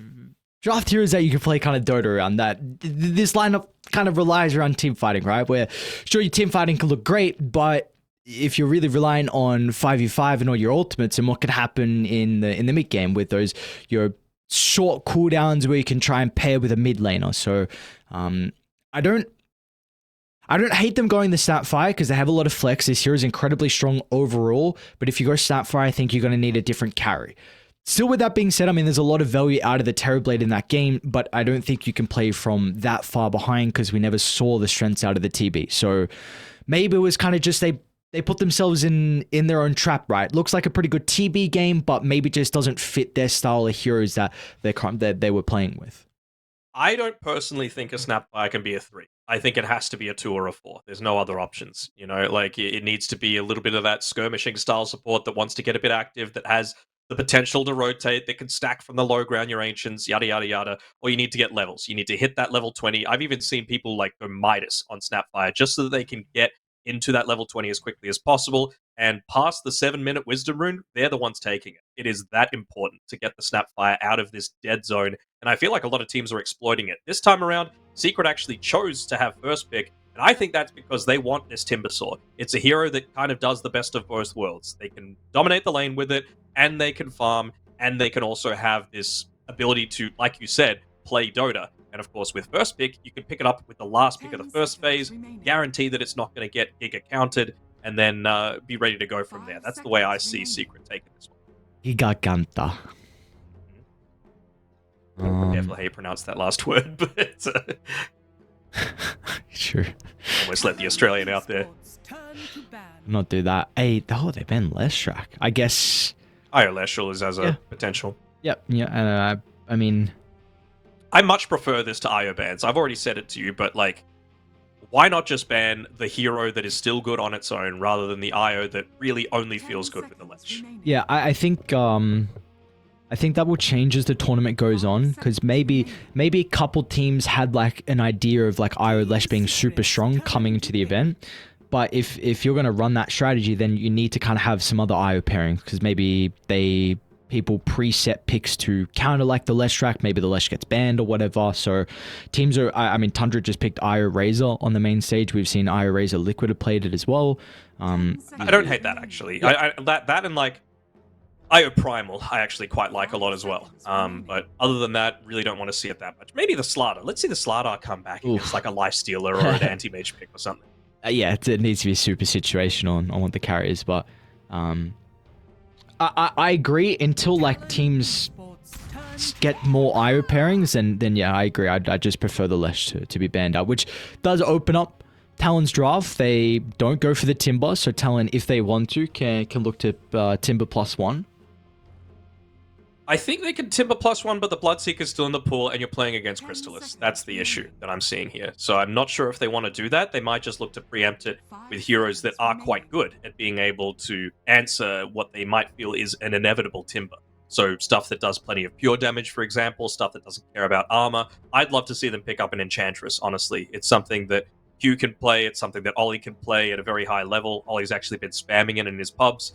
And it's one of those, again, heroes that Secret kind of don't want their opponents to have, because Secret's all about greeding out the laning stage, getting their items, having slightly more farm on their supports than the enemy team, and then using that to snowball over the enemy team. You can't do that against an Enchantress. The Enchantress is going to win 90% of her lanes. And like you said, I mean, they have the potential to play it on 2 supports, and I think They along with like Has Jabs played it? I feel like Jabs has played it once or twice as well. probably, I'd imagine so. Okay, that's like when Snapfire was introduced to Dota, this was one of your classic kind of counters where kisses, you just counter with global silence, very easy. Nothing too difficult about it. They're going to follow up with a Storm Spirit as well. Not as crazy about this one, if I'm being perfectly honest. Like, I guess it kind of does prevent Timber from having as much effectiveness if Team Secret still do go down this route. They would be revealing 2 cores in the first phase, which I'm not sure they want to do, but I don't think they're going to have the luxury of picking up a Timber later on. If it gets left in, they're going to be the ones that need to ban it, because Talon will absolutely pick it. But the Storm and Silence are on its own. Yeah. I don't know. I don't feel amazing about it. Like, I feel like they're almost saying, all right, this is going to be a Snapfire. We're going to not lock down a lot of those big ultimates as well. Here we go. We get to see a Medusa come through.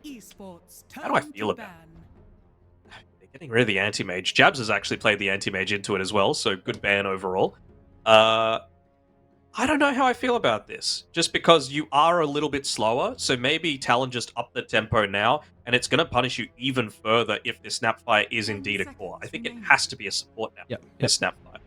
I agree. I think more than likely you look to play it as a support here. So we'll see what how they're going to try and protect that overall for Secret, and even what the call is going to be for Talon as well, on how they try and address the Medusa. So are there other bans we need to look at to from Secret? Yes, for Secret. Well, it's not going to be a Pango because Storm's already been picked, but I think this could be a Morphling game that if 23 Savage wants to play it. I was so sad that we didn't get to see Savage Morphling at the Bali Major, obviously because they weren't there, but he's still going to pick it if it's a good game for it, and when you've got the last pick of this coming phase, I think that's certainly a possibility. It's the Darkseer, that normal punch, able to really turn the Medusa's damage against her. But other than that, and maybe like a Slark is also a possibility, just because Dusa is again going to be like that 2 or 3 minutes slower to be able to get into her items, because it's one of those things where you need all of your spells, right? Previously, you could get away with going like a value point in the split shot, but these days, it is really bad at level 1. I think it's like 35% damage output, down from the 65 that it used to be. I'm just throwing random numbers out there, but it really does feel like a big hindrance in the lane, and you need Mystic Snake, and you need the Mana Shield as well. So it's like, pick your choice, because Talon, they're going to be able to exploit this one way or the other. I think another hero that we've seen kind of drafted to address the Deucer has been a Shadow Demon. I don't think that's a route you can go down for this game. I just feel like a Shadow Demon Silencer sounds like a bit more of an awkward support duo where... Too passive. Yeah, too passive. So I don't think that's something that Secret need to be considering with this last second phase ban. I'm still down for the Enchantress, man. You can run it on Q and then just bully this Medusa in lane. There's a bit of a block pick as well. I mean, maybe takes away the potential of like a Chen to be played for Poppy. Of course, then he likes his Enchantresses. Maybe you just... And you can't really play Elder Titan then if it's an Enchantress laning into it. Uh-huh. So I'm also thinking as well, any of the cheese, like, could you Oracle against the Medusa and then just spam the Purifying Flames on it? Oh, okay, yeah. Because you don't get the health back, you're just doing the damage. She has no health. Does feel it'll do nothing, though, to be fair. Even the Silencer playing as a 4, right? Go Glaives, steal the Medusa's int, deal, double dip on damage. I feel like that could be very volatile.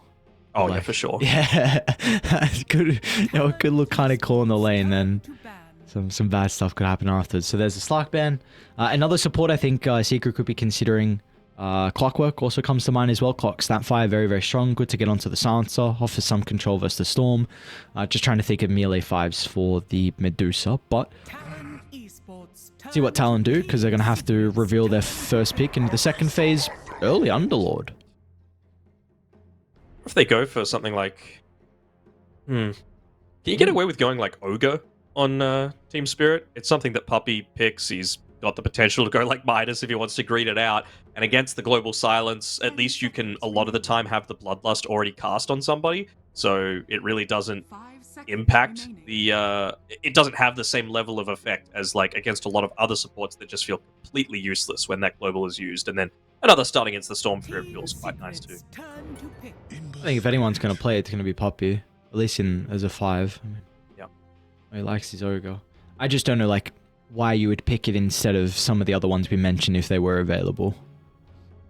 But at least they've got the balance right this time around on Team Secret, right? We were correct in the fact that it's probably going to be a Snapfire support. Once the Silencer Storm Spirit came out, we get an Ember Spirit, which Armel is famous for. I would say it's probably the hero that he's most synonymous with outside of maybe the Lina.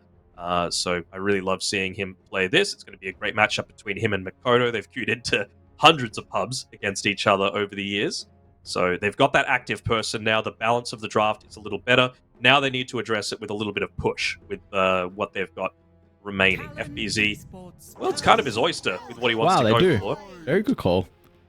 Very good be call. Off lane. You never know. You never know. But I kind of want to see FBZ go something... I don't think you can like it, but I'm just wanting to get like more push and a way to deal with this silencer. Maybe even a Dragon Knight, to be honest, right? Like a DK doesn't feel like it'd be going down too easily. It's more frontline for the Deucer in these early stages. It's a decent lane pairing together with a Snapfire, and you've got some of that tower push, especially if early on the Ogre just wants to be playing with you. You can Bloodlust the DK. 1 point is super value. Yeah. I'm seeing more value out of the Morphling as well, especially versus the Ember. I just feel like there's a heroes that you have no concern on for Savage. I just don't know. Maybe more Silencer is a bit of a meh lane. Maybe you also don't want to pick your carry here as well, considering maybe there's multiple options for Savage and feel like he is not worried about his heroes getting banned. They do Shadow Demon. Okay, so definitely more value versus the Ember Spirit, right? I think this is one of the better heroes that you can purge, gets rid of Flame Guard, the slow for the Remnant, really makes your game difficult to play. Save versus the Ogre's nice. I mean, I guess even the purge for the Bloodlust too, so... we spoke about the value versus the Deucer, but now we even see it a little bit more versus the other heroes. I'm a bit concerned on their support duo, though. Yeah, I'm concerned that Makoto is going to have no one to play with, basically. I mean, the plus side is, at least you're not going up against, like, Team Secret really now need to go for this full-on pushing hero, right? Because you need to force them to have to defend. You need to force that Global Silence to be used and make Silencer a much weaker hero to be able to play around with so that the Ember Spirit can have a good game, can have that first 15, 20 minutes that's going to set up the Deucer for success. You don't do that unless you put pressure on. So that's really where I'm looking with this last pick of the overall draft for Secret, because if not, Talon can just build up a bunch of stacks, they can sit back, they can farm. Storm Spirit's somewhat capable of just, getting farm in the jungle, and then if you dive a little bit too deep, then obviously you're going to get punished. So Tidehunter ban naturally builds into the Meteor Hammer these days, so kind of would fulfill that role.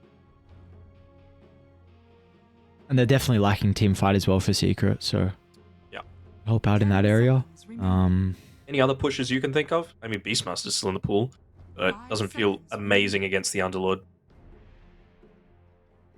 Would give them a nice extra stun, though. But again, fine with the Beast. Actually, no, I would like the Beast. I would like it, because you need to find Silencer and Shadow Demon, right? So that's just going to enable the Ember Spirit so much more. Yep. Buffs up the Deucer. I mean, it's... Yes, I'm sure you have like save versus raw, but I feel like just this hero, you provide so much like overall. So the Beast, I think Timber's still in the pool as well. That could be something else you're considering. Honestly, it would be worth like roaring just the Shadow Demon on his own. Just get him out of the fight, and then you don't have the save, and you don't have the ability to make the Medusa illusions. The FBZ staple with the Brewmaster getting banned out. So what's even left of the pool? What, like Naga's left in the pool? The Talon, yeah. I mean, Morph is still there. I'm just thinking, like, why these bans, basically? Because Brew isn't that pusher. It is team fight, but it's like team fight that you want against illusions or stuff that's dispellable a lot of the time. And there's not really anything, unless like Global comes out after the Primal Split. Who cares, you know? I don't know if you can say screw it and go like a... Well, let's see what Secret pick. They do Beast. Okay, so... Sniper could be a consideration. Lane vs Beast is quite nice. You do have very limited heroes to play in front of you. That is my biggest concern with the sniper. I also don't know if you just have to go melee hero because of silence a lane. What about an Arc Warden? 5 seconds remaining. I know you love the hero. Yeah, I don't like the hero, but doesn't feel bad against a Deucer, and you can push towers incredibly quickly. If you go in onto the Ember Spirit, you can get hexed. Like, it's very easy for Arc Warden to go down that sort of build. Standard. Yeah. Terribly boring talent. boring. So I mean, of course, I prefer Secret's draft. I can see same. ways for it to work, but Talon have shown that they're a top team and they can make drafts that probably shouldn't work at the end of the day. So I think the onus is really on Team Spirit to take advantage of the strengths of their draft. They have the ability to know when a lot of these stacks are being built up. They've got the heroes to be able to clear out some of those stacks, and they've got heroes that are going to be able to get a lot more active than what Talon are able to. So it's really about playing around FBZ and Armel and their early timings. So Puppey, he's going to be a bloodlust spot for Crystalis. He's going to make sure that the lane doesn't go horribly for them. But for the 15 to 30 minute mark, I'm really expecting to see FBZ and Armel being at the center of a lot of these calls.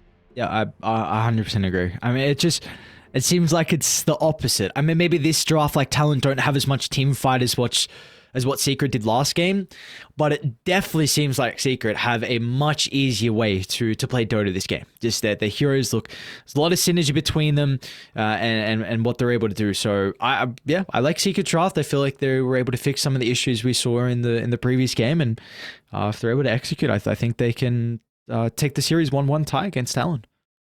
Me too. I'm interested to see what Puppey's build is as well, because ever since Ogre has that like dumb luck just never can get intelligence, I'm always like, what do you build on this hero these days? Some people go into the Midas, some people go like Soul Ring.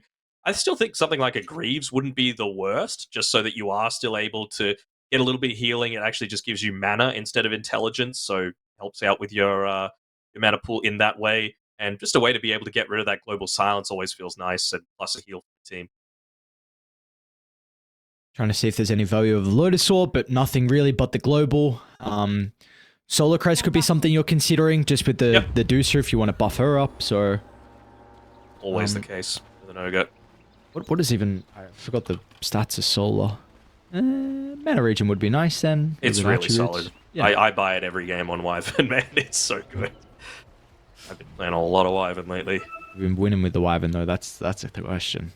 It's called the Winner Wyvern for a reason. Oh shit, alright, Winner Wyvern. 15-5 in my last 20 games, so I'll take it. Wait, are you still offline? Man, you are still appearing offline. You got a game to cast, tab in, come on. That's right, at least I don't have, no, never mind. Alright, I really don't think I'm going to see too much of, like, diving going on between these two teams at the very start of the game. It should just be passive-ish start to the game, but in the mid lane, it's always a little bit of action going on between a Ember Spirit and a Storm. I'm also thinking who has the better lineup to be able to potentially make rotations. I would probably say that Yamich is better placed to be able to do it, just because Beastmaster, he naturally shoves the wave in, but you're going to be making stacks for him as well, so you can always just go back and take those at around the same time that Yamich wants to converge onto that lane and help out prior to Storm hitting level 6 to potentially get some of those early kills on the board. What is Savage doing here? Scouting, you know? Oh, right. I'm so confused. Man picked a Pudge in the last game, alright? He could do no wrong. All the boys are here, apparently. Alright, through the rift, forward the bounties. 2 for 2, nothing too crazy. Now, we've spoken about this Ember Storm Spirit matchup on day 1. I'm very excited to see Makoto and Armel play, because like you said, I mean, Armel probably the most known for his Ember Spirit, and I say Makoto's pretty up there with his Storm Spirits as well. So, I brought it up yesterday. I do think this matchup now goes a little bit back into Storm's favor with the slight nerfs that the Ember got. We will see, because it is very play dependent on how you execute the lane. I mean, when I think of Makoto, when he was playing on Boom, he carried games. Yeah. He was the only reason that they were winning games during that really harsh season that they had about 1 or 2 years ago. So I'm really, really thrilled to see that these two players, these see mid laners, very skilled. I mean, they're taking over the world, man. We've got Arbed, we've got Say, we've got all the As players. they should, man. Yep. It's a very talented region, and it does not get the props that it deserves. And look, that's probably partially Maybe fine. this year, it's kind of okay to, Yeah, to not give them exactly the props, right. but- Exactly right. Because like they haven't performed well at all. Like no doubt about it. But like individual players, we've seen what they've been able to do. I mean, you just mentioned a couple, and they were great names to mention, and hopefully we see. You've forgotten them already, haven't you? No, you said nothing. You said nothing to say, and I didn't want to repeat the others. So Arvid. I mean, you could loop Ollie in there, but again, I mean, he's kind of Not a mid laner as well. Yeah, well, yes, he's not a mid laner, but I mean, sorry, I didn't know we were speaking just about mid laners, but I thought we were speaking about just C boys in general. But yeah, this is a super talented region. Bot lane, what's going on? FBZ. Right. A little bit of danger, but they chose to get the boar instead. Just a nice way to get a lot of that XP for free. You got to make sure you're protecting the boars in this lane, and naturally, a silence TP shouldn't have too many ways to be able to clear it out. So you see just a tiny bit off there with his micro. You can already see they're getting pushed back quite heavily. This lane definitely should slow down though for Talon with the meta about to go on cooldown. So FBZ and Yamis just have to play this one a little bit more cautiously for the next couple of seconds. And this lane should be fine for them. So with that being said, we can start to continue to take a look at some of the other lanes. Mid lane, 16-5 for Makoto. And, I mean, Armel is going to be able to catch up. Yeah, he's doing a very good job. Top lane, there's really not a lot of kill threat as well. I mean, Poppy's giving jabs to business right now. Hang on a second. What's going on? Couple of blood grenades. Poppy, that's a bit of an awkward river to be in. But I guess you can just TP out and there'd be nowhere to cancel it. He might tick out. Oh, wait, they got... Oh, I looked the other way. I looked at Poppy, but Chrysalis actually got the kill onto jabs. I didn't see how low he was. So, first blood picked up for the Medusa, the lane that I thought we weren't going to see a whole lot of kills. Secret actually find first blood. You can do a lot with the Shadow Demon against the Medusa. Not so much in the laning stage, right? You make those illusions. Mystic Snake, very, very capable of dealing with them in pretty quick fashion. Able to get a nice pull off on his own.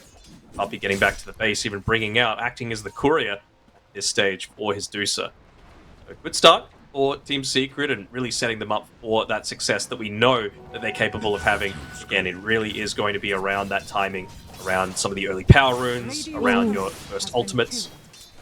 Courier, that's never good. It is not. Is that 6 Agi banned?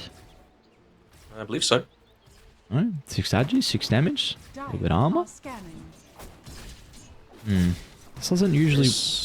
A rotation through, but it's actually Q making the first one there, maybe trying to catch Armel off guard, but looked like he's going to take the bait. Oh, I need to sneeze. The secret scanned, so they're able to scout that out. Dude, don't you hate when a sneeze comes and then goes away and then you're just waiting for it? You get that little itch in your nose as well. It's common, I know it is. But yeah, nice scan. They're able to read that. Q is trying to move on over, so... What's Oli up to? Oli's about to die, potentially. Sure, nicely done from Savage. Has to put the meta to try and act a bit of a deterrent for Secret to continue that attempt onto Oli. Still got one more Tango to play with. It was coming up pretty naturally anyway, so probably wanted to pop the meta around that point in time, just getting double value out of it. Not getting the creep, though, and actually might be in a little bit of danger, although they turn this one around. Yeah, who's actually the one in danger? Yamich chucks out a blood grenade spitefully before he dies. Whoa, Poppy rotation. Alright. Beautifully done, FBZ. Yeah, that's all you need. Just say the nice quick line. That's nothing else needs to be said. Incredible rotation out of Poppy, because you know, no fear. Chrysalis, he can shove the lane out. There are no concerns up against the Underlord and the Shadow Demon. No, especially once you're level 5 already. He's been getting a lot of this solo experience for himself as well. And I want to see what Puppy goes at level 4. Oftentimes when I'm playing the Ogre Magi, I really like that level 4 point in the Bloodlust. Doesn't cost all that much, just the 50. And it really is that massive steroid, I guess you could call it, for a hero like the Medusa, especially considering the early game farming has been weak off the back of that split shot damage there.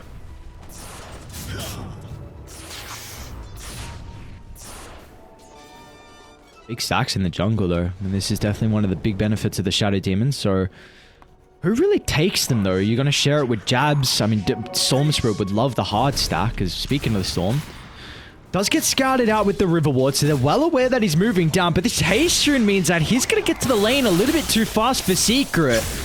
Yamich tries to get back to the tower, but Makoto can dive with no concerns. He'll be just fine, even has 2 bounty runes to be able to play with here. So he'll be able to even be close-ish to full mana, as the efficiency is not quite there. Oh, yeah. Didn't drop the Falcon or the Magic Wand. Makoto. Oh no, the Falcon Blade doesn't give back. Sorry, more one. My bad. Sorry, Yeah, you say something bad about Makoto. Well, yeah, true, Puppy.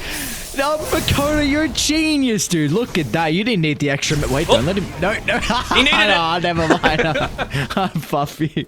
Nice deny. Oh, the Korea! Oh, no, the Korea got killed by the H's as well. Everything is not an up Millhouse right now. Makoto, it all started with you not dropping your Falcon Blade. At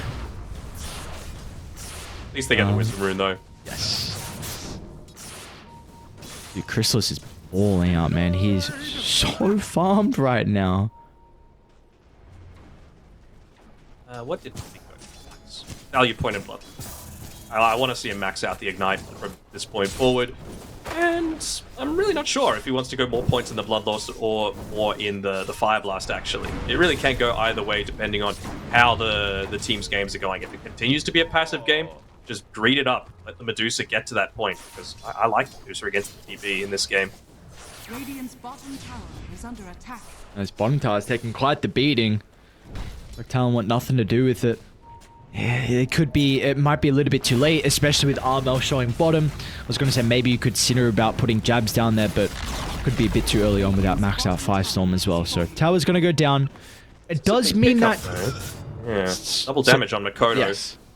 That is the big thing. So we'll see what they're going to be able to do with it. Is that enough damage, though, to kill Chrysalis? They know they were under a Watcher all that while, so Chrysalis is able to back up closer towards that Observer Ward, north side of the tower. You can see just with where FBZ is farming, if he absolutely needs to, he's got the potential to go through that Twin Gate and support his carry.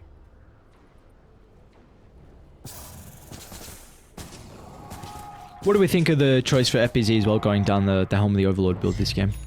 I was saying all throughout the draft, right, they need someone to put pressure on, they need someone to push, and this is exactly it, right? Like, you've got this in FBZ, you've also got it in the Ember Spirit in terms of pressure, but yeah, this is just going to provide you the highest level of push.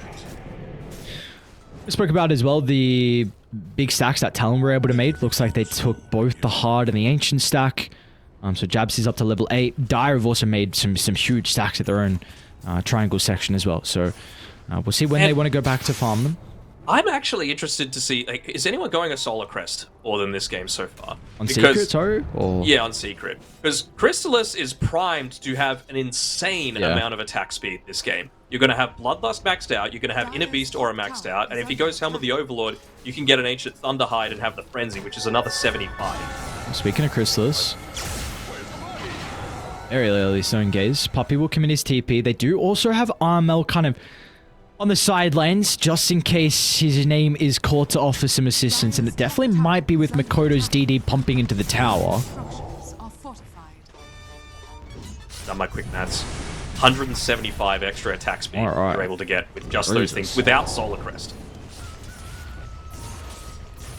Well, let's see how he wants to position himself now, though, with the tower going down. This is a very interesting move, actually, from Talon.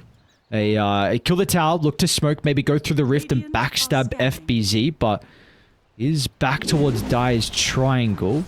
This movement will not work out. I'd like it, though, from Talon. I suppose, but this is really where their overall lack of damage in the early game really shows itself, because Savage doesn't want to be showing in aggressive positions, and that's where Secret are going to be. You know, they're going to be sitting back and getting this early farm, at least until they hit that Helm of the Dominator time. Oh, point this away, that'd be huge. Oh, instant global silence as well. Just help try and secure the kill, preventing any raw turnaround. Tipping one down. Armel does have Yamich nearby that can offer the kisses if they feel like they need the damage. Meanwhile, Jabs is also going to try and use the Rift to join the fight if required. Kisses will split the middle. Meanwhile, Makoto's still going to act aggressively because, yeah, they're just going to yoink the stack. It's a call now. How do you protect it? Chrysalis, he'll swing on over. Makoto's still got a little bit of mana to try and zip one out, but with that being used, he's now completely useless if a fight does break out. Looks like it won't, though. Cookie being off the mark, Secret, they're going to have to back on off. So they do lose a decent chunk of their stack, and FBZ does also go down for the first time this game. Savage also able to scout out up on this right side of the map just to see if there were any stacks there. They're not, so he's just going to use the rest of the Metamorphosis to be able to take that one away. Forces someone to defend the tower push as well. I think it was like one siege creep hit into the tier 2. Really nice movement there from Talon, but you can't really blame FBZ. He was farming in the safest spot possible.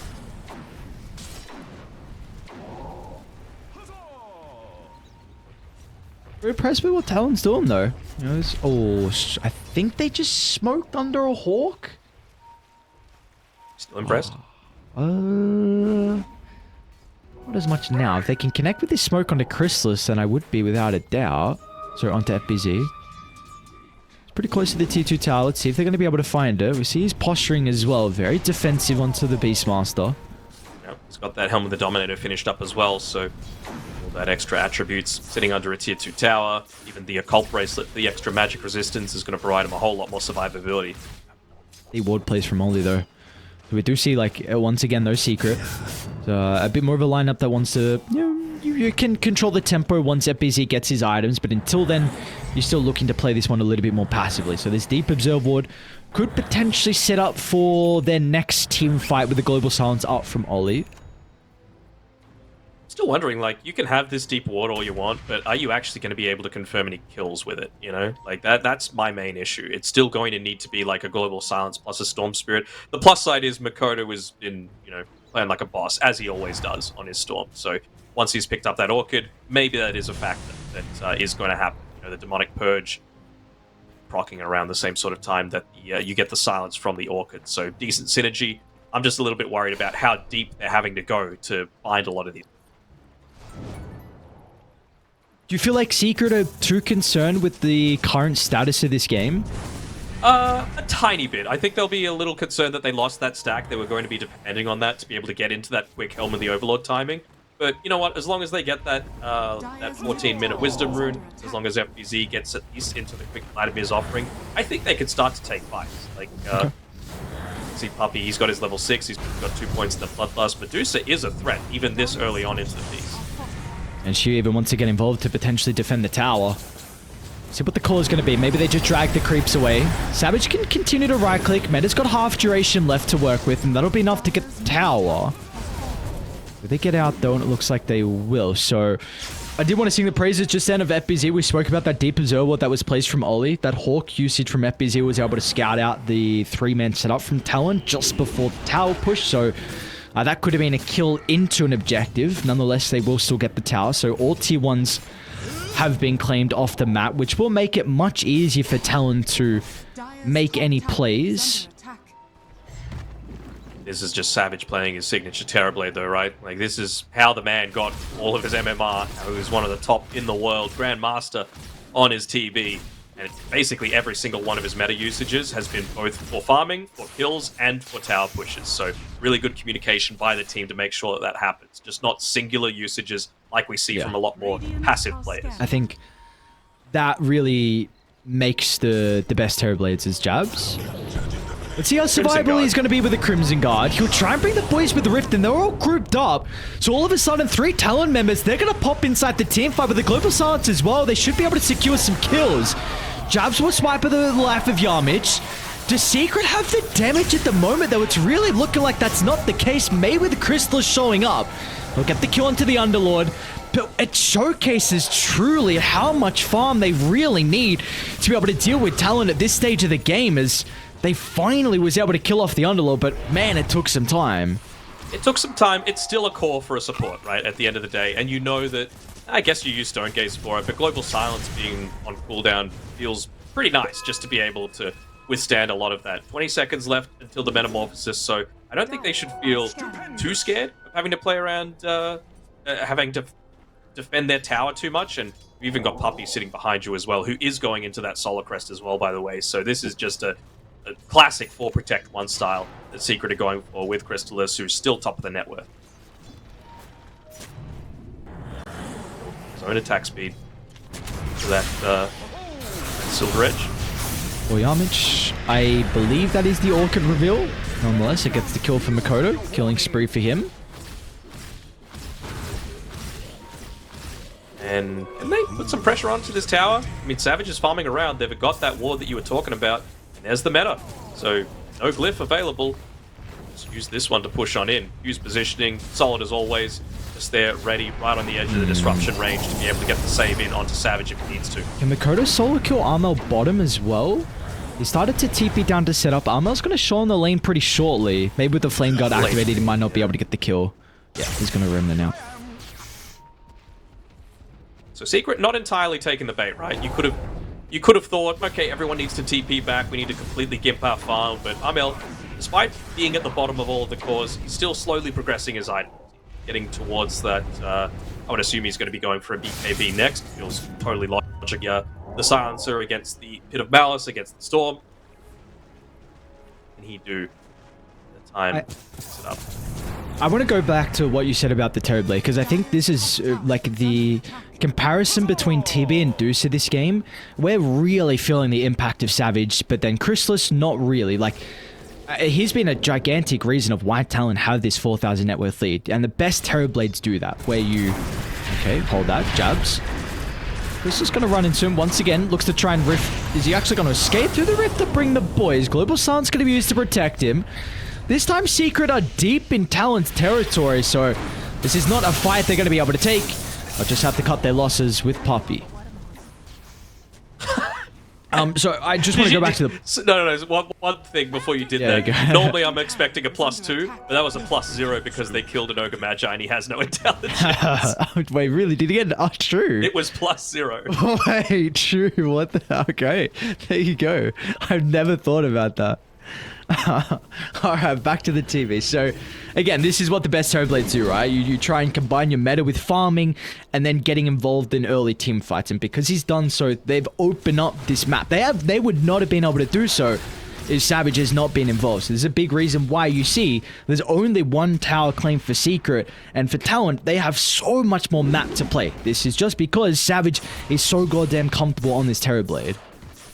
Yeah, and I have to wonder how much, like... Does Crystallis need to go all in on the damage at this point? Like, I know it's important for him to get some at some point, but you've got a lot of attack speed already. I think you just need to make sure that you're actually able to attack. I wouldn't hate seeing, like, a BKB as his next item, just because the Skadi is almost completed by Savage. It doesn't go through. That is a deep position. He almost never makes a positioning mistake like that. Yeah, I wonder why Crystallis... Right? Well, I wonder why he's avoiding Skadi. I mean, Skadi versus Terrorblade and versus Underlord kind of feels nice, so... Feels nice, but it also feels nice to not have illusions made of you by Shadow Demon, to be able to move outside of a Pit of Malice, to not be comboed up, and to be able to be not slowed by a Skadi. You know, it's multi-purpose, this game, and it still gives you damage. Not like it's a no-damage item. Not as much as some others, for sure, but...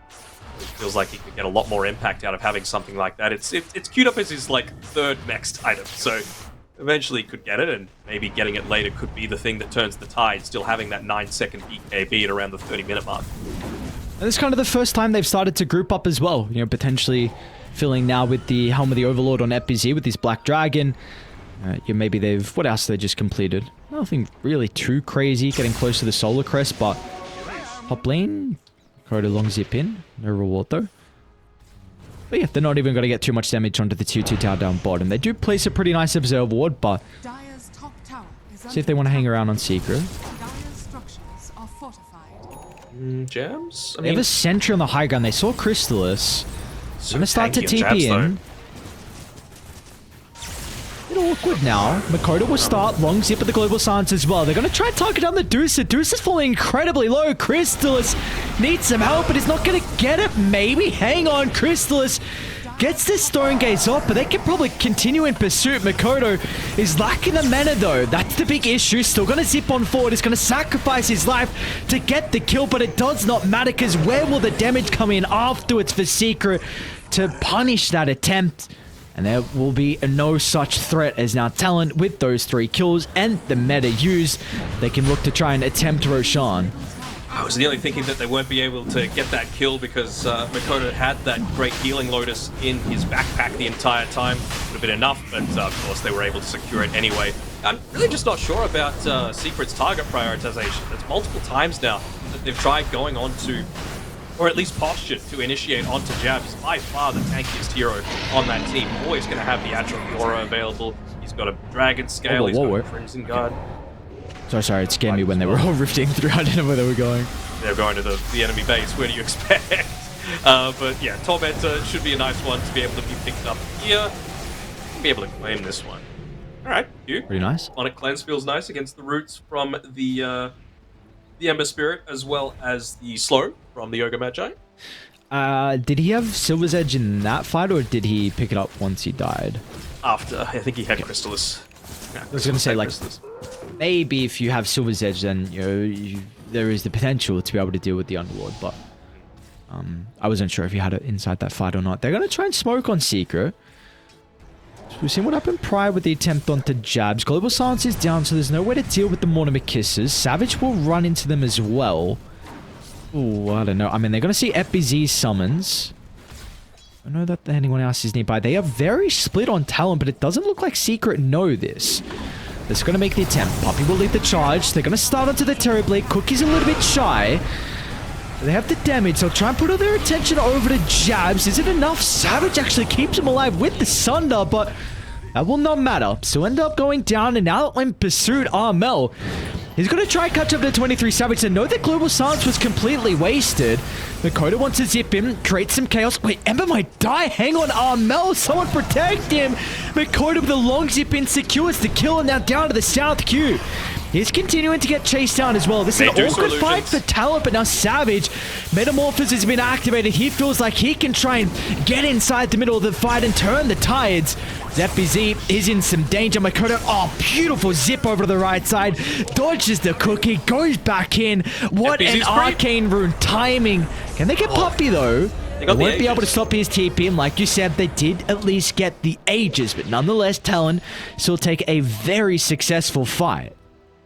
So I like the fact that Secret went for a fight then, because that was, and honestly going on to, I still probably wouldn't have chosen Jabs, but they found him pretty early on into the piece, right? They had to use the Sunder to try and save him, and it was when Fiend's Gate was on cooldown, so you didn't have that instant way of getting the boys in, and he didn't even have a TP for himself either, so if somehow he's able to get back to safety, there's no way for him to reposition himself. So that time around, it was okay to go on to Jabs, and I feel every time this Fiend's Gate's on cooldown, that needs to be your trigger to be able to go in and try and make something happen. Is it enough signs of life, though, for you with that previous fight from Secret? I mean, they still, Armel, this is the thing I'm worried about. He's trying to get back inside of the Dark Rift, but not going to happen. What I was about to say was, he still doesn't have that BKB picked up for himself. And I feel like he's been farming for a good 7 minutes or so. You know, he's only just now bought the Ogre Axe as they were going on to him, so at least he wouldn't lose quite as much unreliable gold. But with that, they're actually able to go up onto the high ground. Full effect, of course, of playing the Shadow Demon. Great against the Medusa, which Q was able to layer out that damage in the past fight, but great for pushing too with this TB. Enables him to get a free tier 3 tower without a defense. Secret, what are you going to do? His buildings are fallen. Someone needs to have a response pretty shortly. I think you just got to let it go. They've still got tier 2 towers in mid and bot, so it's not like they can instantly move into that tier 3 tower. Still going for a smoke though, but they're so close to having BKBs on both FBZ and Armel. That's really been the main thing holding them back. They're just like 200-300 gold away. So just look to get that up. The downside is, of course, that by the time they have it, Meta's going to be off cooldown as well. So Savage, he'll be damn ready to fight.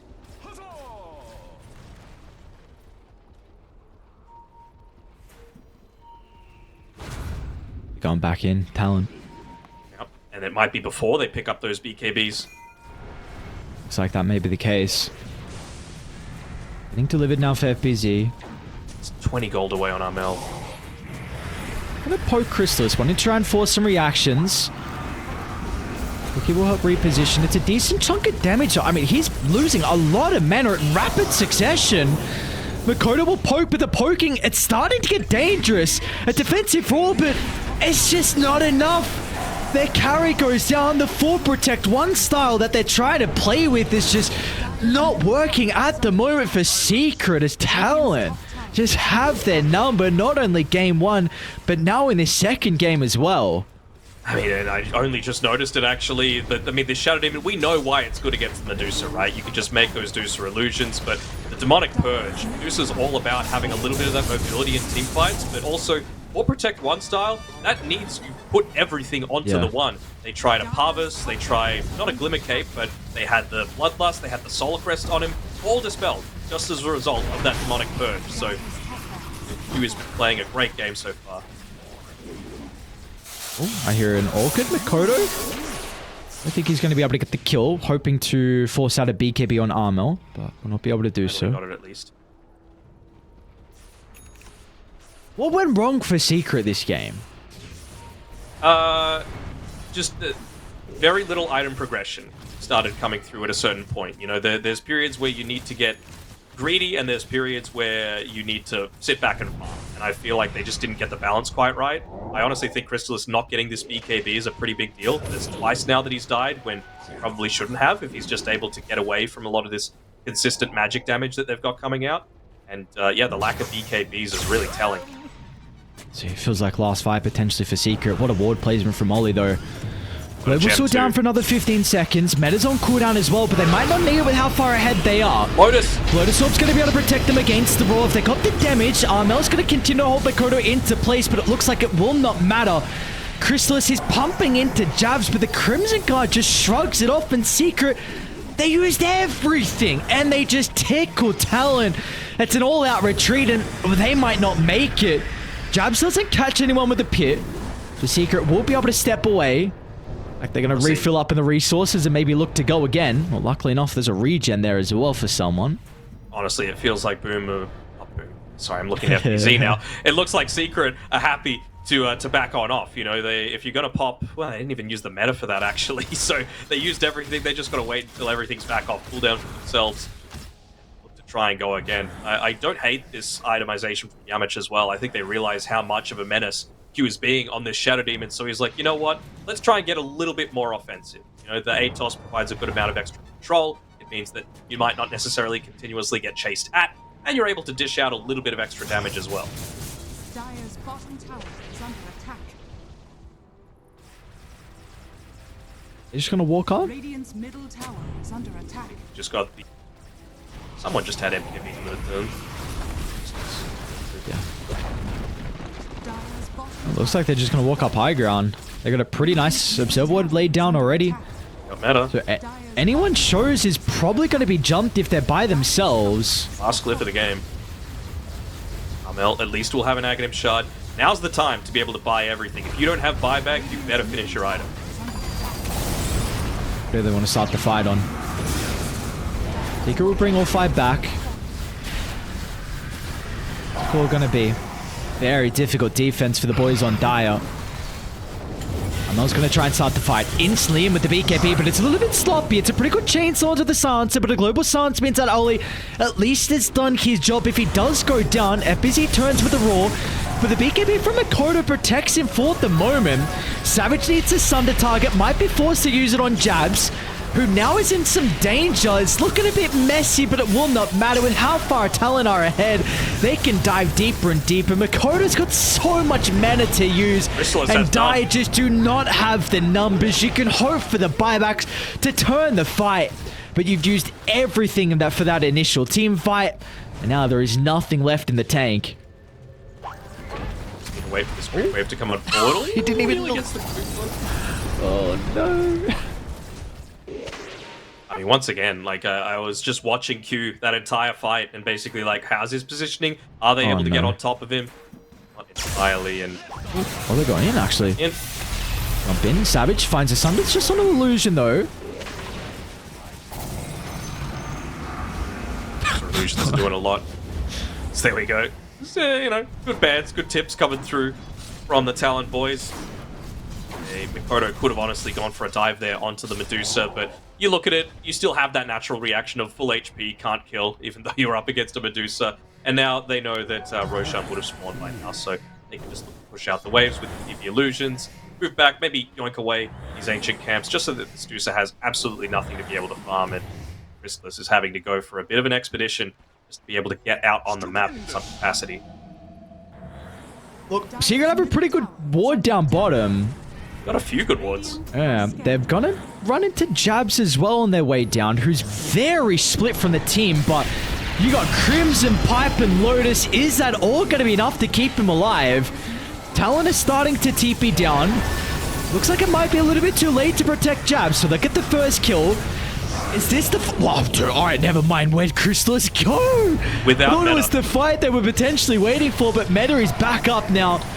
And you're just hoping you can cut your losses. Armel's going to TP out on the cliff. Yarmich will not make it, nor Puppy. Both the supports. It's a dieback for them. And who cares about Roche? She can look to walk it down. Yeah. No glyph remaining. The Grandmaster says the voice lines. He says this one's done. They let him cook for way too long, and Savage is showing why he is number one carry in the SEA region. There we go. They end up calling it. So yeah, it really did feel like a combination of things that time around from Secret, right? Like, we both really liked their draft. They were my pick to win if they were just able to execute. But I think Mikoto popped off in his lane much more than expected. I thought Savage, we have to give props to him. He was incredibly effective with those first 3 metamorphoses. Each one resulted in a kill, a lane push, farm, and the tower going down. And I just think that Secret got a little bit of their target priorities off. They kept going on this tanky as hell hero that just relocated the boys in, and they were able to turn around a multitude of fights without getting more than one influential kill. And that just meant that these BKBs were way too slow to come out for both FPZ and Armel, and I don't believe Chrysalis ever got his, so it just felt like lambs to the slaughter every single fight. I mean, Talon have to be very happy with the start now that they've had. Is this both our games with 2-0s, right? Yeah, PSG were able to 2-0 OG, so that was a good start for them. And then yeah, Talon start with the 2-0 as well. Which what do we feel like expectations for Talon for this tournament, considering this is a team that placed 4th at Dream League Season 20? What are we expecting out of these boys now with them seeing them 2-0 Secret as well? Well, if you have a look at my tier list, I've marked them down for like mid to late playoffs. Okay, so like 6 to 8-ish? Okay. I would all put right. 4th-ish. Yeah, maybe 4th to 6th. 4th to 6th is where I've really got them. Top 2 for me are BB taking on Gaming Gladiators, Liquid, Tundra, and Talon making up. I just asked one question, brother. Come on. Well, too bad. I'm going to give you the answer. This is our last cast of the day, so you're going to take it. Yeah, I really see them in that top 6 and thereabouts. Okay. Well, I mean, to make it there, you're going to have to get these victories against teams you're expected to beat, and you definitely were able to do that here from Talon. Overall, a incredible showing. Like, we felt the impact of not only just the cause, but the supports as well. And I really wonder if people need to... This could be too early to tell as well. I just want to say that quickly. But, this Storm Spirit Ember matchup, like, it could now be going back to what it used to be Storm Spirit favored, especially with this Orchid build that we are seeing, because you need to go Maelstrom BKB. If you, like, we've seen what can happen when Embers go BKB. Your game can just feel a little bit awkward without having that Maelstrom for damage or farming. So now with Storm being able to get Falcon Orchid, that gives you so much kill potential, which I saw Armor was not able to progress his items. So at least in this game, and I think even what we saw yesterday as well, the Storm was able to come out on top in that matchup. I wonder if that will continue to be the case as we get further into the Riyadh Masters. I'm seeing Snapfire as I'm just having a quick look over the live stats coming through. It's the 2nd most contested hero, I think. Okay. 2nd most picked as well, only behind the Rubik. And it's got a 54% win rate. I'm a little surprised at that, because I really feel like teams should know at this point, if it's going to be core, how to beat it. Just outpace it. There's really not too much that you can do past the laning stage. And if it's a support, all that impactful that time around. Maybe part of it was just the cores around it weren't enabled to fight because they didn't have that BKB against, again, Global, Pit, Vortex, Dispersion. Like, all these things just completely stopped them in their tracks. And even the 4 Protect 1 style, we cottoned onto it towards the very end, but that Demonic Purge, you had the Aghanim Scepter towards the end of it, so you had 2 charges of it, no Solar Crest, no Parvis, no Bloodlust, and no effectiveness really coming out from that Crystallis Medusa that was looking really good in the early game. That it was, but unfortunately just not enough for Crystallis and the boys on Secret to get a 1-1. So Talon off to a good start. Second series of the night is now done. We're going to be moving over to our third, which is Extreme versus OG. Of course, we saw OG on this stream. Was unable to get some victories. Extreme on the main stream, they won one quest. So they've been able to get a victory. Looked very happy. He looked very happy after that. And I love seeing Jinq happy. You know, he's such a jolly sort of guy as well. So, you know what, let's pray for their success. But of course, OG will have something to say about that, and they'll have something to prove after their first series of the day. I'm sure they were expecting that one to go a whole lot better. Yes, without a doubt. I'm sure they are hoping for the best, and we'll see if they can turn the rough start that they've had. Of course, it's just day one. A lot of games still ahead of them as well. This time, we're going to have a bit longer of breaks. It's going to be around 40 minutes for our third series. Teams need to get set up. So, like we said, third series of the day, Extreme taking on OG. We'll see you guys after the break.